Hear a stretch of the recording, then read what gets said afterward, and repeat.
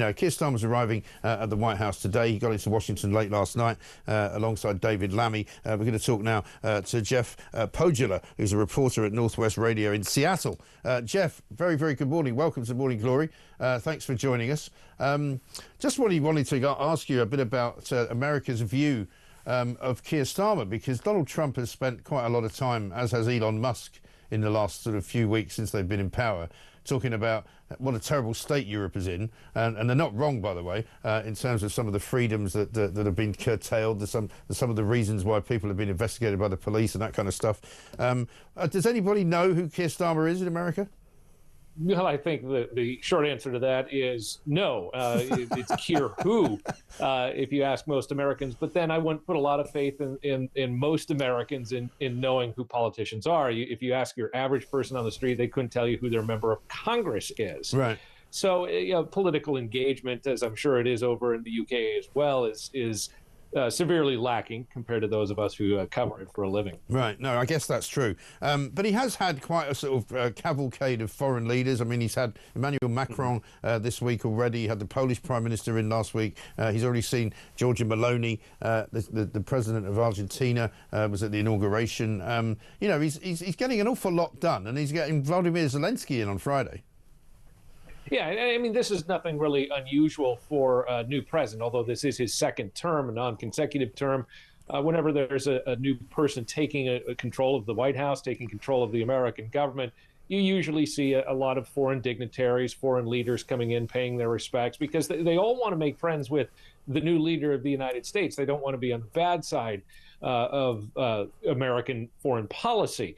And certainly with Donald Trump, who, whether you like him or hate him, he's a bit of a wild card, especially when it comes to foreign policy. And I think a lot of that is what you're seeing with all these leaders from Europe and elsewhere coming to the White House. Yeah, I think so. And there are not many of them going away with very much, though, are they? Because, as you say, it's a bit of a sort of diplomatic dance, I suppose, if you like. That they get the picture, they get the seat in the Oval Office. Emmanuel Macron was having quite a lot of fun when he was there, by the looks of it. But Keir Starmer's a very different kind of individual. He's a bit stiff. He's a bit less charismatic.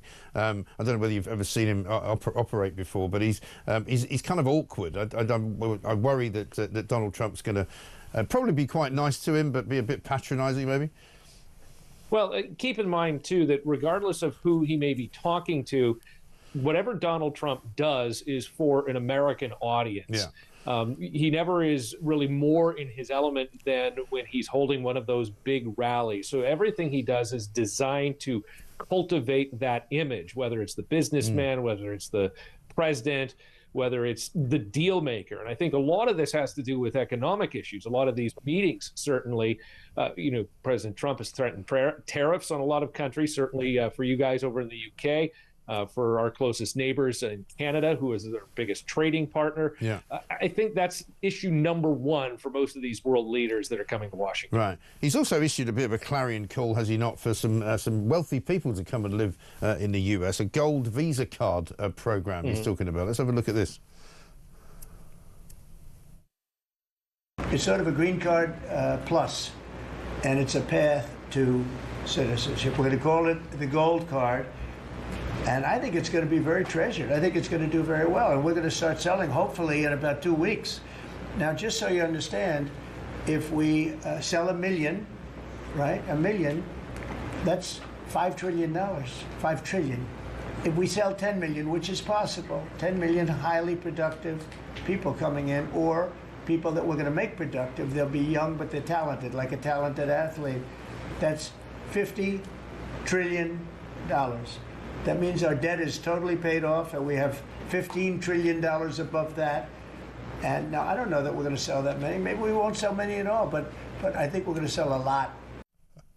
I'm reminded of the sort of the Trump online sales department when you hear that a little bit, don't you? It's kind of, I'm not sure, he's being slightly over optimistic there with the numbers, isn't he? Oh, to say the least. I mean, there's no way you're going to pay off the American foreign debt by selling gold cards to wealthy foreigners who are going to come into this country. What Donald Trump has been able to do, though, is convince some foreign investors to put their money here in the United States. Yeah. Even local companies. Apple announced a major investment in production here in the United States rather than outsourcing it. But when you talk about these gold cards, and for those in the UK, in American vernacular, a green card is someone who is a legal resident but not a citizen, someone from somewhere else. A gold card, something that Donald Trump can't create on his own. Or I should say, immigration policy has to be dictated through Congress. So it's not something that he can just wave a magic wand at. He can certainly pull these numbers out of thin air and fantasize about it, but he'll have to get Congress to get on board with that. I remember when I lived there, they used to have a green card lottery every so often where you could actually win a green card. And a friend of mine from Australia actually did win one and qualified to live there for the rest of the time. It's quite good. Do they still do that?